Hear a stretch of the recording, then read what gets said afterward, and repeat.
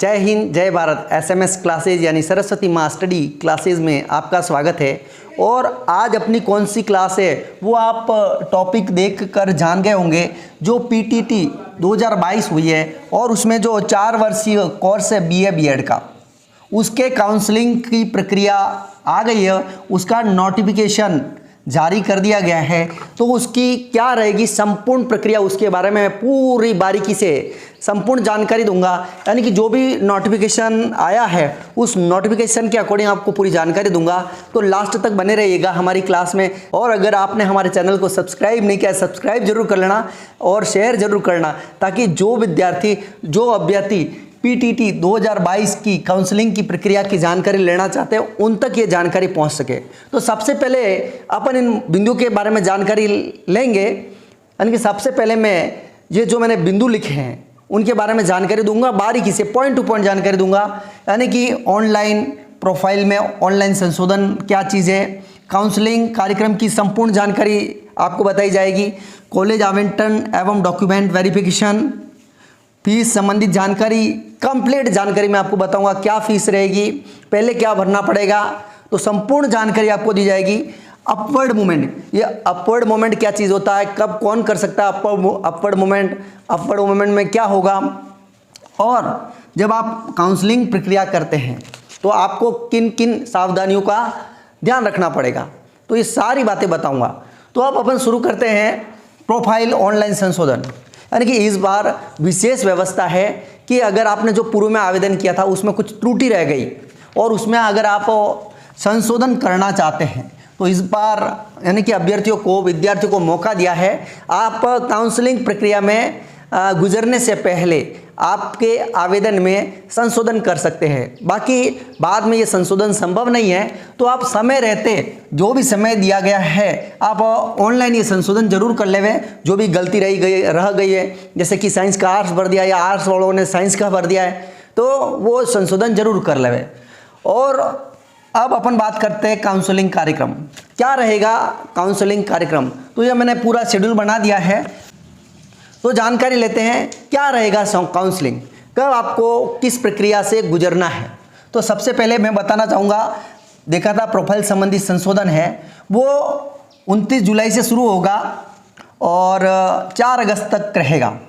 तो अगर आप ऑनलाइन कैसा भी संशोधन चाहते हैं आपके आवेदन में, तो वो संशोधन 29 जुलाई से 4 अगस्त तक कर सकते हैं। अब काउंसलिंग प्रक्रिया का पहली स्टेप है रजिस्ट्रेशन। यानी आपको रजिस्ट्रेशन करना होगा। अगर आप पीटीटी 4 वर्षीय बीए बीएड या बीएससी बीएड करना चाहते हो तो उसके लिए सबसे पहले आपको रजिस्ट्रेशन की प्रक्रिया से गुजरना पड़ेगा।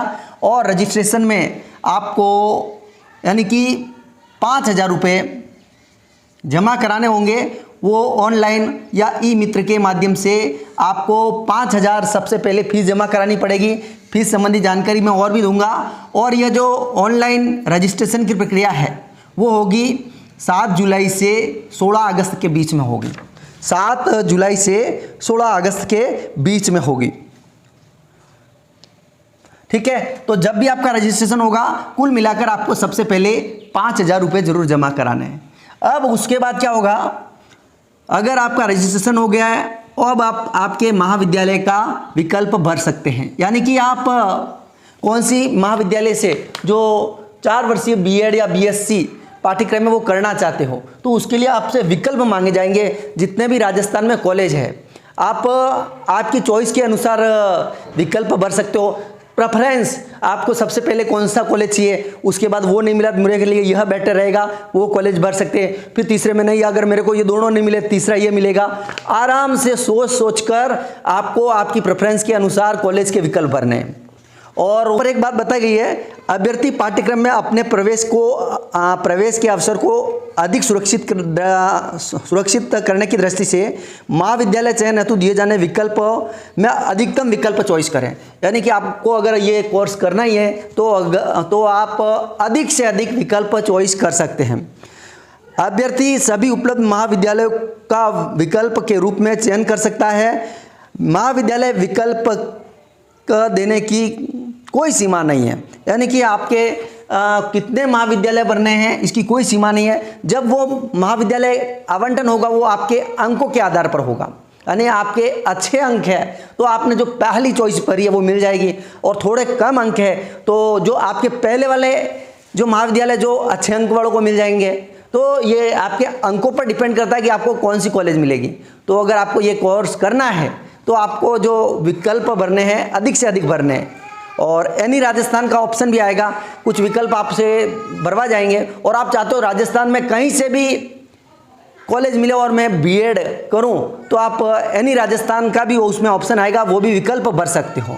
तो ध्यान रखिएगा, विकल्प भरने में बहुत ही बारीकी से आपको ध्यान रखना है। विकल्प भरने में चाहते हो नहीं, अगर मेरे को इन्हीं महाविद्यालय में मेरे को कॉलेज आवंटन होगा तो ही मैं बीएससी बीएड या बीए बीएड करूंगा, अन्यथा मुझे बीएससी बीएड या बीए बीएड नहीं करने, मुझे तो एसटीसी या अन्य कोर्स करने हैं, तो आपको आपकी चॉइस के अकॉर्डिंग कार्य करना है। कहाँ आप रहकर बीए बीएड या बीएससी बीएड कर सकते हो, या फिर आप ऐसा कॉलेज चॉइस करोगे जहाँ मेरे डोनेशन से काम चल जाएगा, ये आपके ऊपर डिपेंड है। तो जो महाविद्यालयों का विकल्प भरना है उसमें बहुत सारी बातों का ध्यान रखना है। और अब अपन बात करते हैं महाविद्यालयों का आवंटन। तो जो ये आवंटन की प्रक्रिया है 22 अगस्त को हो जाएगी। महाविद्यालय का विकल्प 7 अगस्त से 18 अगस्त तक भरे जाएंगे, और ये विकल्प उनको ही भरे जाए, वो ही भरेंगे जिनका रजिस्ट्रेशन हो गया है। रजिस्ट्रेशन के पश्चात ये महाविद्यालय का विकल्प भरा जाएगा और ये 7 अगस्त से 18 अगस्त तक भरा जाएगा। और ये जिन्होंने 5,000 रुपये जमा कराए, फर्स्ट प्रोसेस में जिन्होंने 5,000 रुपये जमा कराए उनको ही महाविद्यालय का विकल्प भरने का अवसर मिलेगा। अब अपन बात करते हैं महाविद्यालय का आवंटन। आप रजिस्ट्रेशन करवा चुके हैं, महाविद्यालयों का विकल्प भर चुके हैं, तो आपको अगर आप मेरिट लिस्ट में आ रहे हो, उस कट ऑफ में आ रहे हो, तो आपको 22 अगस्त तक महाविद्यालय का आवंटन हो जाएगा। आपके अच्छे मार्क्स है, आपने जो जो विद्यालय भरे हैं उसमें आप स्टैंड रखते हो, तो आपको जो 22 अगस्त को जो लिस्ट आने वाली है उसमें महाविद्यालय का आवंटन हो जाएगा। उसके बाद आपको शेष शुल्क जमा कराना है और वो है 22,000 रुपये। 22,000 रुपये अगर आप ये कोर्स करना चाहते हो तो ये 22,000 रुपये आपको जमा कराने हैं, और वो कब से कब तक कराने हैं? 23 अगस्त से 30 अगस्त के बीच में ये आपको फीस जमा करानी है। यानी कि पहले तो आपको 5,000 जमा कराना है, फिर 22,000, टोटली आपके 1 साल की जो फीस होगी इन दोनों को जोड़ देते 27,000 फीस होगी इस कोर्स की। अब अपन बात करते हैं महाविद्यालय रिपोर्टिंग, यानी कि जो महाविद्यालय में रिपोर्टिंग होगी, जो डॉक्यूमेंट वेरिफिकेशन होगा, यानी कि कॉलेज का आवंटन अपन ने देख लिया, उसके बाद डॉक्यूमेंट वेरिफिकेशन होगा, कॉलेज में जाना पड़ेगा 24 से 31 अगस्त तक। वहाँ पर आपका महाविद्यालय रिपोर्टिंग हो जाएगी, डॉक्यूमेंट वेरिफिकेशन हो जाएगा और कॉलेज में एडमिशन हो जाएगा। अब आपकी महाविद्यालय में रिपोर्टिंग हो गई है और आपको उस महाविद्यालय में नहीं जाना है, आप चाह रहे हो कि मुझे दूसरा महाविद्यालय मिले, उस स्थिति में आपको अपवर्ड मोमेंट की प्रक्रिया से गुजरना पड़ेगा, और वो प्रोसेस होगा 26 अगस्त से 2 सितंबर के बीच में ये अपवर्ड मोमेंट का जो अवसर प्रदान किया जाएगा। इसमें वे अभ्यर्थी आवेदन कर सकते हैं कि जिन्होंने महाविद्यालय में रिपोर्टिंग कर दी है और वो आगे अपवर्ड मोमेंट का ऑप्शन चुन सकते हैं। यानी कि उनको हो सकता है कि 5वां कॉलेज मिला और उनको चाहिए नहीं, मैंने जो ऑप्शन भरे मेरे को पहले 4 में से कोई मिल जाए, तो वो अपवर्ड मोमेंट का ऑप्शन चुन सकता है उस स्थिति में। और वो जो अपवर्ड मोमेंट का ऑप्शन चुनेगा उसके बाद फिर से महाविद्यालय का आवंटन होगा, और वो महाविद्यालय का आवंटन होगा 6 सितंबर को। 6 सितंबर को अपवर्ड मोमेंट के पश्चात महाविद्यालय का आवंटन होगा, और उसमें अगर आपको अपवर्ड मोमेंट में ऊपर का कॉलेज मिल गया तो फिर से आपकी रिपोर्टिंग होगी।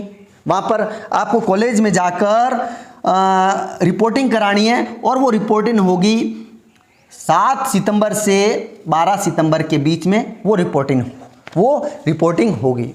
और किसी कारणवश आपको अपवर्ड मोमेंट में दूसरा कॉलेज नहीं मिला तो जो आपने पूर्व महाविद्यालय में रिपोर्टिंग कराई थी उसमें ही आपको 4 वर्षीय बीएड करनी पड़ेगी, न ही आपको उस स्थिति में कोई पैसा रिफंड नहीं होगा। तो आपको समझ में आ गया होगा सबसे पहले प्रोफाइल संशोधन अगर आपकी कोई दिक्कत है, रजिस्ट्रेशन, महाविद्यालय विकल्प भरना, महाविद्यालय का आवंटन, शेष शुल्क जमा कराना और महाविद्यालय रिपोर्टिंग, अपवर्ड मोमेंट महाविद्यालय, ये सारा प्रोसेस है काउंसलिंग प्रक्रिया का। अब मैं आपको बताना चाहूँगा फीस संबंधित कुछ कंट्रोवर्सी है, कुछ उलझन है। क्या फीस कितनी है या फीस कॉलेज आवंटन के पश्चात वापस मिलेगी या नहीं मिलेगी, ये कुछ भ्रांतियां हैं, वो मैं आपको दूर करूंगा। तो सबसे पहले आपको रजिस्ट्रेशन में 5,000 रुपये जमा कराने हैं। रजिस्ट्रेशन में आपके 5,000 रुपये जमा होंगे। ये 5,000 रुपये जमा आपको रजिस्ट्रेशन के पश्चात जमा कराना है और उसके बाद होगा आपको महाविद्यालय का आवंटन।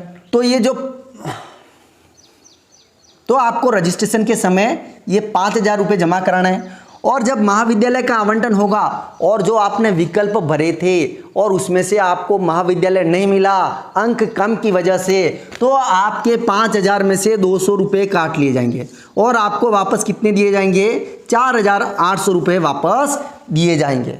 किस स्थिति में? अगर आपके कॉलेज आवंटन नहीं हुआ है, तो आपको महाविद्यालय का आवंटन नहीं हुआ है तो सिर्फ आपको 200 रुपये का नुकसान होगा, बाकी के 4,800 रुपये जो आपके अकाउंट में वापस से आ जाएंगे। और अगर आपको कॉलेज का आवंटन हो गया है और आप चाहते हो मैं BA BEd या BSc BEd नहीं करूं, मुझे STC करनी है या अन्य दूसरे कोर्स करने हैं, आपके दिमाग में आ गया मुझे ये BA BEd नहीं करनी है कॉलेज आवंटन होने के पश्चात भी, तो आपके 5,000 में से 600 रुपये काट कर आपको 4400 रुपये आपके अकाउंट में वापस कर दिए जाएंगे। तो आपको समझ में आ गया होगा कि अगर आपके कॉलेज आवंटन नहीं हुआ है तो आपके 200 रुपये काट लिए जाएंगे और अगर आपके कॉलेज आवंटन हो गया है और आप ये कोर्स नहीं करना चाहते हैं तो आपके 600 रुपये काटे जाएंगे। और तो आपको पता चल गया होगा आपको ये काउंसलिंग प्रक्रिया से गुजरना है या नहीं गुजरना है। अगर अपन गुजरते हैं तो अपने को कितना नुकसान है कॉलेज आवंटन नहीं होने पर, और होने पर अगर अपन कॉलेज में एडमिशन नहीं लेते तो कितने रुपए का नुकसान है। और अगर आपने महाविद्यालय में रिपोर्टिंग करा दी, यानी कि शुल्क जमा करा दिया, 5,000 तक तो ठीक था और उसके बाद आपको महाविद्यालय का आवंटन हो गया और शेष शुल्क जमा करा दिया। शेष शुल्क जो 22,000 जमा कराने के बाद आपके जमा राशि हो जाएगी 27,000 और उसके बाद आपको किसी प्रकार का रिफंड नहीं होगा।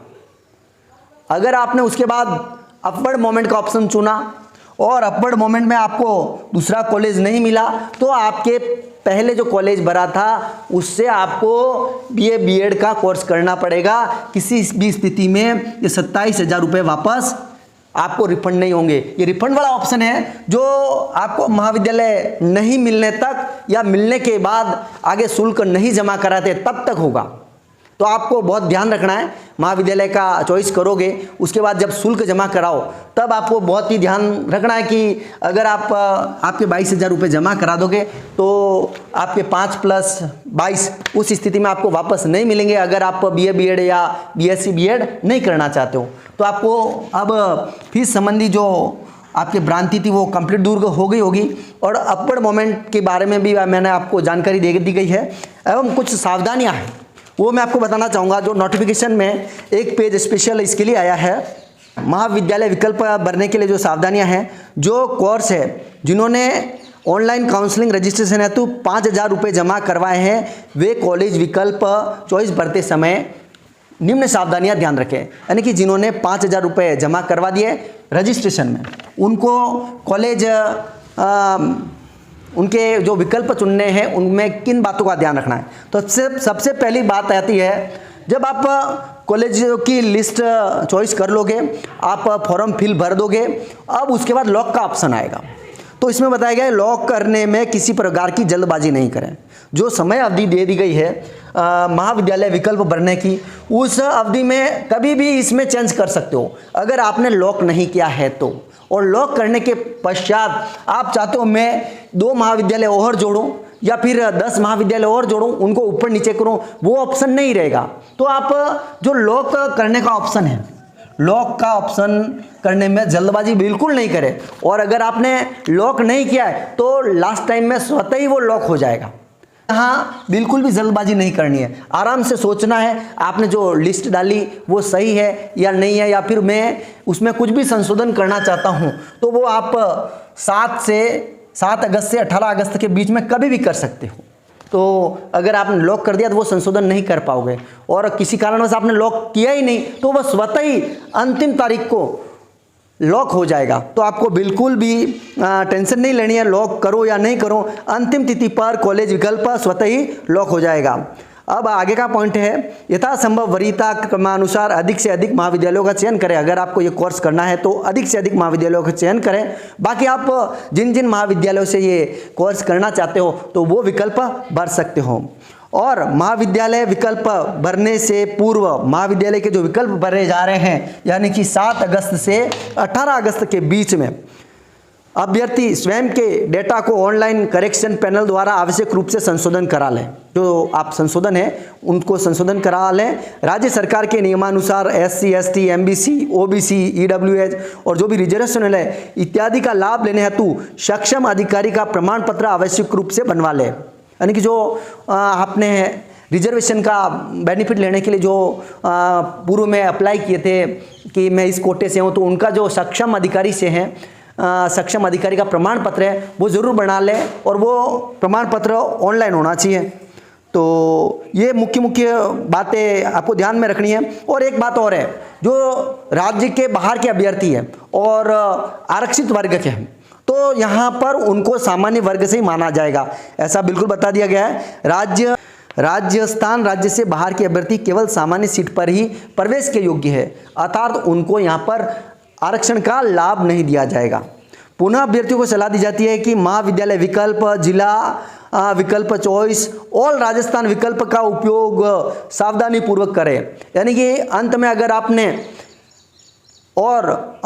आपने ऑल राजस्थान का विकल्प चुन लिया, कुछ महाविद्यालय चुने और अंत में अगर आपने ऑल राजस्थान का विकल्प चुन लिया तो आपको राजस्थान में कहीं पर भी महाविद्यालय आवंटित हो सकता है। तो आपको वहाँ से ये बीएड या बीएससी पाठ्यक्रम करना पड़ेगा। तो आप बहुत ही ध्यान से आपकी चॉइस भरे ऑल राजस्थान की है जो, तो आपको समझ में आ गया होगा कि कौन कौन सी सावधानी रखनी है। और इस बारे में जो भी अपडेट आएगा मैं आपको तुरंत हमारे चैनल के माध्यम से, जो सरस्वती माँ स्टडी का चैनल है उनके माध्यम से आपको प्रोवाइड करा दी जाएगी। तो जुड़े रहिएगा हमारी क्लासेस से। यहाँ पर विभिन्न प्रतियोगी परीक्षा से संबंधित क्लासें भी प्रदान की जाती है। तो मिलते हैं आगामी जो अपडेट आता है उसमें। तो तब तक के लिए जय हिंद, जय भारत।